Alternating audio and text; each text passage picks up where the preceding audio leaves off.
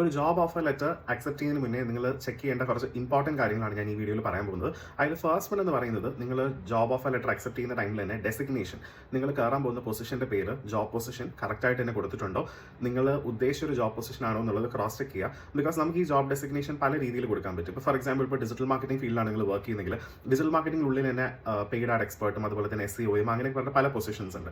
May be ഇപ്പോൾ നിങ്ങളൊരു paid add expert പൊസിഷനിലാണ് കയറുന്നെങ്കിൽ അത് ക്ലിയർലി ഒരു പർട്ടിക്കുലർ ഡെസിഗ്നേഷൻ ഡിനോട്ട് ചെയ്യുന്ന ഒരു പൊസിഷനാണ്. അപ്പോൾ നിങ്ങൾക്ക് പിന്നീട് വേറെ ഏതെങ്കിലും ഒരു റോളിലേക്ക് സ്വിച്ച് ചെയ്യാൻ ചിലപ്പോൾ നിങ്ങൾ നോക്കിക്കഴിഞ്ഞാൽ, എസ്പെഷ്യലി നിങ്ങളൊരു എബ്രോഡിലത്തെ ജോബ് ഓപ്പർച്യൂണിറ്റീസ് ഒക്കെയാണ് നോക്കുന്നെങ്കിൽ ഈ ഒരു ഡെസിഗ്നേഷൻ ആയിരിക്കും നമുക്ക് നമ്മുടെ CVയിലും അതുപോലെ തന്നെ പിന്നീട് നമുക്കൊരു എക്സ്പീരിയൻസ് ലെറ്റർ പ്രൊവൈഡ് ചെയ്യുമ്പോഴും കൊടുക്കാൻ പറ്റുന്നത്.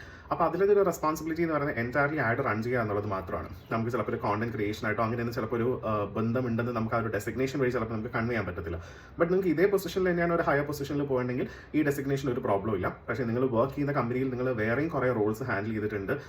അതായത് ഫോർ എക്സാമ്പിൾ ഇപ്പോൾ SEO ചെയ്തിട്ടുണ്ട്, അല്ലെങ്കിൽ ഇപ്പോൾ സ്ട്രാറ്റജി ബിൽഡിംഗ്, അനലിറ്റിക്കലിൻ്റെ റോളാണ് കൂടുതൽ ചെയ്തിരിക്കുന്നത്. എന്നിട്ട് നിങ്ങൾക്ക് ഈ ഒരു പെയ്ഡ് ആഡ് പൊസിഷൻ എന്നുള്ള രീതിയിലാണ് തന്നിരിക്കുന്നതെങ്കിൽ ഡെഫിനറ്റ്ലി നിങ്ങൾക്ക് നിങ്ങളുടെ ബാക്കിയുള്ള സ്കിൽസും നിങ്ങൾ ബാക്കിയുള്ളതിലും ട്രെയിൻഡ് ആണെന്നുള്ളത് നിങ്ങൾക്ക് അവിടെ പ്രൊഡ്യൂസ് ചെയ്യാൻ കുറച്ച് ബുദ്ധിമുട്ടായിരിക്കും. അപ്പോൾ അതുകൊണ്ട് തന്നെ കറക്റ്റ് ആയിട്ടുള്ള ഒരു ഡെസിഗ്നേഷൻ ആണോ നിങ്ങളുടെ CVയിൽ വന്നിരിക്കുന്നത് എന്നുള്ളത് ക്രോസ് ചെക്ക് ചെയ്യുക. അത് ഇമ്പോർട്ടൻ്റ് ആണ്. ബിക്കോസ് നിങ്ങളുടെ ഫർദർ മുന്നേക്ക് പോകുന്ന ജോബ്സിലത്തെ പൊസിഷനും എസ്പെഷ്യലി ഇന്റർനാഷണൽ ജോബ്സ് നോക്കുമ്പോഴും ഈ ഡെസിഗ്നേഷൻ ഭയങ്കര ഇമ്പോർട്ടൻ്റ് ആണ്. അതുപോലെ തന്നെ ഞാനിപ്പോൾ പറഞ്ഞത് ഒരു പർട്ടിക്കുലർ റോളിൽ വർക്ക് ചെയ്യുന്ന ആൾക്കാരുടെ കാര്യമാണ്. At the same time digital marketing executive എന്ന് പറഞ്ഞൊരു ഡെസിഗ്നേഷൻ തന്നിട്ട് പിന്നീട് നിങ്ങൾ ആ കമ്പനിക്ക് വേണമെങ്കിൽ നിങ്ങളെ കൊണ്ട് എല്ലാ റെസ്പോൺസിബിലിറ്റിയും ചെയ്യിക്കാൻ പറ്റും. ബിക്കോസ് ഡിജിറ്റൽ മാർക്കറ്റിംഗ് എക്സിക്യൂട്ടീവ് എന്ന് പറഞ്ഞ റോളിൻ്റെ അകത്ത് തന്നെ എല്ലാ കാര്യങ്ങളും വരുന്നതുകൊണ്ട് തന്നെ കമ്പനിക്ക് SEOയും സോഷ്യൽ മീഡിയയും അഡ്വർടൈസ്മെൻറ്റും എല്ലാം ചെയ്യിപ്പിക്കാൻ പറ്റും. അപ്പോൾ നിങ്ങളിപ്പോൾ ഏതെങ്കിലും ഒരു പർട്ടിക്കുലർ ഡെസിഗ്നേഷന് വേണ്ടിയിട്ടാണ് അവർ ഹയർ ചെയ്തത്, എന്നിട്ട് ഡെസിഗ്നേഷൻ അവർ ജോബ് ഓഫർ ലെറ്ററിൽ നിൽക്കുന്ന ഡിജിറ്റൽ മാർക്കറ്റിംഗ് എക്സിക്യൂട്ടീവ് ആണെങ്കിൽ ഡെഫിനറ്റ്ലി നിങ്ങൾ എല്ലാ ജോബും എടുക്കേണ്ട ഒരു റെസ്പോൺസിബിലിറ്റി കൂടെ അവിടെ വരുന്നുണ്ട്. അപ്പോൾ അതുകൊണ്ട് തന്നെ ഡെസിഗ്നേഷൻ കറക്റ്റ് ആണോ എന്ന് ചെക്ക് ചെയ്യുക.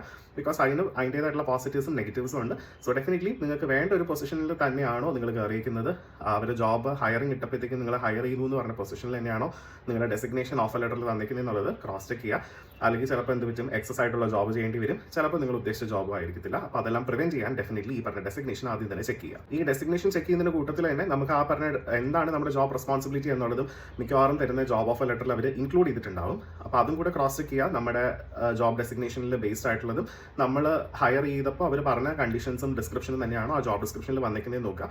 ബിക്കോസ് ഇതിൻ്റെ അകത്ത് ചിലപ്പോൾ അവർ എക്സ്ട്രാ ആയിട്ടുള്ള കാര്യങ്ങൾ ഇൻക്ലൂഡ് ചെയ്തിട്ടുണ്ടാവും. പിന്നീട് ചിലപ്പോൾ നമ്മൾ ആ പറഞ്ഞ എല്ലാ കാര്യങ്ങളും ചിലപ്പോൾ നമ്മൾ വർക്ക് ചെയ്യേണ്ടി വരും. അത് ചിലപ്പോൾ നമ്മുടെ ആ ഒരു കമ്പനിയായിട്ടുള്ള അസോസിയേഷനോ അല്ലെങ്കിൽ നമുക്ക് ആ ഒരു വർക്ക് ചിലപ്പോൾ ഓക്കെ തോന്നില്ല ഇൻ ദ ഫ്യൂച്ചർ. അപ്പോൾ അതുകൊണ്ട് ലോങ് ടേം നമുക്ക് ആ ഒരു കമ്പനിയായിട്ട് നല്ലൊരു റിലേഷൻഷിപ്പ് മെയിൻറ്റെയിൻ ചെയ്യണം, അല്ലെങ്കിൽ ആ ഒരു റോൾ നമുക്ക് നല്ലപോലെ ഹാൻഡിൽ ചെയ്യണമെങ്കിൽ ഈ കാര്യങ്ങൾ ആദ്യമേ ക്രോസ് ചെക്ക് ചെയ്യുന്നത് ഇമ്പോർട്ടൻ്റ് ആണ്. So this is the first thing that you want to check. രണ്ടാമത്തേതായിട്ട് നിങ്ങൾ ചെക്ക് ചെയ്യേണ്ട കാര്യം എന്ന് പറയുന്നത് നിങ്ങളുടെ സാലറിയാണ്. ഡെഫിനറ്റ്ലി ഓഫർ ലെറ്ററിൽ നിങ്ങളുടെ സാലറി എഴുതിയിട്ടുണ്ടാവും. ഈ സാലറി മന്ത്ലി തന്നെയാണോ അവർ പേ ചെയ്യുന്നതെന്ന് കൂടെ എടുത്ത് നോക്കുക. ഇപ്പോൾ നിങ്ങളൊരു കോൺട്രാക്ട് ജോബിലൊക്കെ ആണെങ്കിൽ മേ ബി അവർ ബൈ വീക്ക്ലിന്നോ അല്ലെങ്കിൽ ഒരു കോൺട്രാക്ട് പീരീഡിൽ സിംഗിൾ ടൈം പേയ്മെന്റ് ആയിട്ടായിരിക്കും തരുന്നതെന്നോ അങ്ങനെയൊക്കെ ചിലപ്പോൾ മെൻഷൻ ചെയ്യാനുള്ള ചാൻസസ് ഉണ്ട്. അപ്പോൾ അതുകൊണ്ട് തന്നെ അത് പെർ മന്ത് ബേസിസിലാണോ എങ്ങനെയാണ് ആ സാലറി അവർ മെൻഷൻ ചെയ്തിരിക്കുന്നത് ക്ലിയർ ആയിട്ട് നോക്കുക.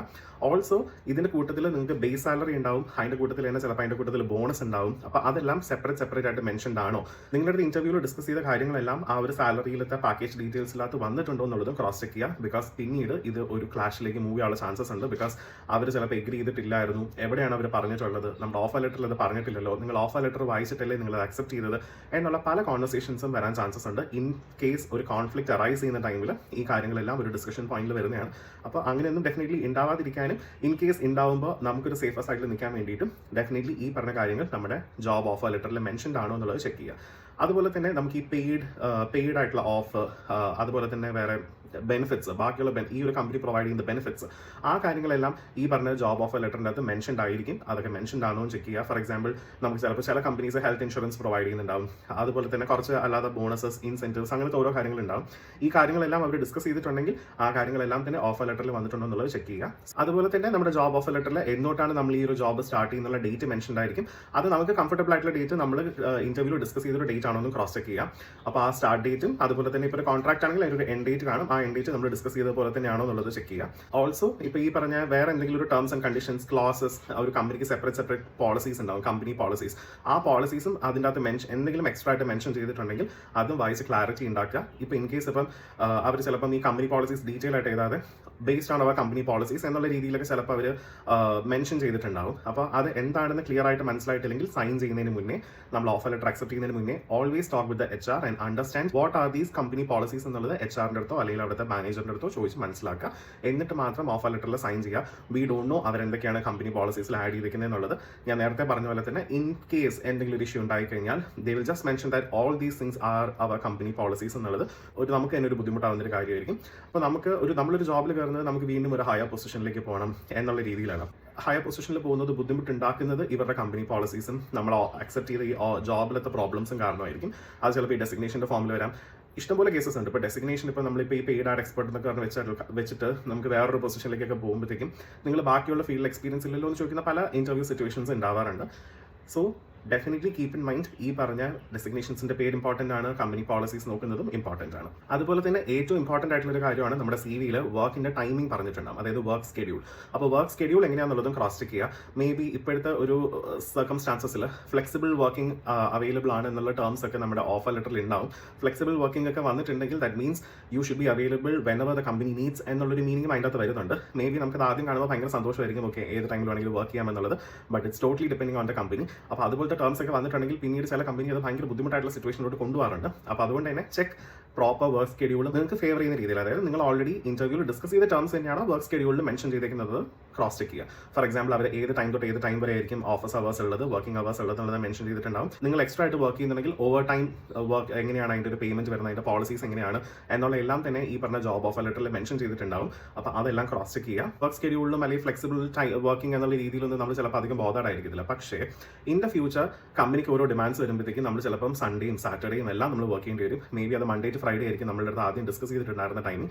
അപ്പോൾ അതുകൊണ്ട് തന്നെ എന്തെങ്കിലും ഒരു നെസസിറ്റി വരുമ്പോഴോ അല്ലെങ്കിൽ അവർ ഈ പറഞ്ഞ സാറ്റർഡേ സൺഡേ വർക്കിംഗ് ഒക്കെ പറയുമ്പോൾ നമുക്കൊരു ബുദ്ധിമുട്ട് വരും. സോ അതും കൂടെ ക്രോസ് ചെക്ക് ചെയ്യുക. നമുക്ക് ഇമ്പോർട്ടൻ്റ് ആയിട്ടുള്ള ഒരു കാര്യമാണ് നമ്മുടെ വർക്ക് ലൈഫ് ബാലൻസ് എന്ന് പറയുന്നത്.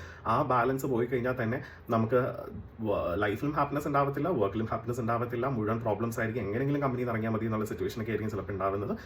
So definitely check the work schedule. Work life ബാലൻസിനെ അഫക്ട് ചെയ്യാത്ത രീതിയിലത്തെ വർക്ക് സ്കെഡ്യൂൾ ഓപ്റ്റ് ചെയ്യാൻ മാക്സിമം നോക്കുക. പിന്നെ ഞാൻ നേരത്തെ പറഞ്ഞൊരു പോയിന്റ് ഉണ്ടായിരുന്നു, ബെനിഫിറ്റ്സ്. നമുക്ക് എന്തൊക്കെ ബെനിഫിറ്റ്സ് ഈ കമ്പനിയിൽ കിട്ടുന്നുണ്ട്. അത് ചിലപ്പോൾ ഹെൽത്ത് ഇൻഷുറൻസ് ആയിരിക്കാം, പെയ്ഡ് ലീവ് ആയിട്ടുള്ള കാര്യങ്ങളായിരിക്കാം, വെക്കേഷൻ ഡേയ്സ്, സിക്ക് ലീവ്, ഇങ്ങനത്തെ കാര്യങ്ങളെല്ലാം ഈ പറഞ്ഞ ഓഫർ ലെറ്ററിൽ മെൻഷൻ ആയിരിക്കും. എത്ര സിക്ക് ലീവ് ഉണ്ട്, എത്ര പെയ്ഡ് ലീവ് ഉണ്ട് എന്നുള്ള രീതിയിലൊക്കെ ഡീറ്റെയിൽഡ് ആയിട്ടുള്ള കാര്യങ്ങൾ മെൻഷൻ ആയിരിക്കും. ഇൻഷുറൻസ് ഉണ്ടെങ്കിൽ അത്, and may be retirement contributions എന്നുള്ള രീതിയിലൊക്കെ മെൻഷൻ ചെയ്തിട്ടുണ്ടാവും. അപ്പോൾ ഈ കാര്യങ്ങളെല്ലാം നമ്മുടെ ഓഫർ ലെറ്ററിൽ മെൻഷൻ ആയിരിക്കും. അതും നമ്മൾ ഡിസ്കസ് ചെയ്തതായിട്ട് സെയിം തന്നെയാണോ എന്നുള്ളത് ക്രോസ് ചെക്ക് ചെയ്യുക. കമ്പനി പോളിസീസും ചെക്ക് ചെയ്യുക. സോ കമ്പനി പോളിസീസിൻ്റെ അകത്താണ് നമ്മുടെ പ്രൊബേഷൻ പീരിയഡ്, അതുപോലെ തന്നെ നമ്മുടെ ടെർമിനേഷൻ പ്രൊസീജിയേഴ്സ്, നോട്ടീസ് പീരിയഡ് ഉണ്ടോ, അങ്ങനത്തെ കാര്യങ്ങളെല്ലാം ഡിസ്കസ് ചെയ്തേക്കുന്നത് കമ്പനി പോളിസീസിലായിരിക്കും. അല്ലാതെ കമ്പനിയിൽ ഫോളോ ചെയ്യേണ്ട റൂൾസ് ആൻഡ് റെഗുലേഷൻസ് ചിലപ്പോൾ നമ്മൾ വർക്ക് ചെയ്യുന്ന പ്രോജക്റ്റിന്റെ ഡീറ്റെയിൽ വെളിയിൽ പറയാൻ പറ്റത്തില്ല.